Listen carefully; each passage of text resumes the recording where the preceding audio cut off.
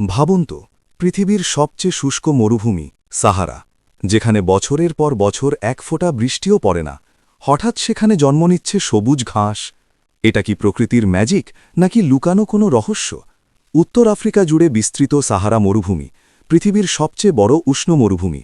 চরম তাপমাত্রা, বালুঝড় আর দীর্ঘ খরা এখানকার পরিচিত বাস্তবতা। কিন্তু আশ্চর্যের বিষয় হল, সাহারা সবসময় মরুভূমি ছিল না।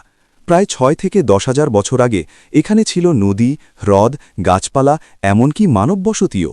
এর পেছনে কাজ করেছিল পৃথিবীর কক্ষপথ ও অক্ষের সামান্য পরিবর্তন।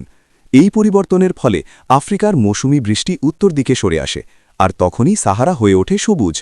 আজও মাঝে মাঝে হঠাৎ ভারী বৃষ্টিপাতে সাহারার কিছু অংশে কয়েক সপ্তাহের জন্য ঘাস ও উদ্ভিদ জন্ম নিতে দেখা যায়। স্যাটেলাইট ছবিতে ধরা পড়ে এই বিরল সবুজ দৃশ্য।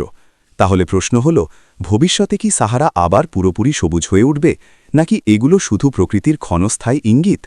সাহারার এই সবুজ মুহূর্তগুলো আমাদের মনে করিয়ে দেয় পৃথিবীর জলবায়ু সব সময় পরিবর্তনশীল, আর সেই পরিবর্তনের প্রভাব পড়ে পুরো মানবজাতির ওপর। আপনি কি মনে করেন সাহারা কি আবার সবুজ হবে? মতামত জানান কমেন্টে।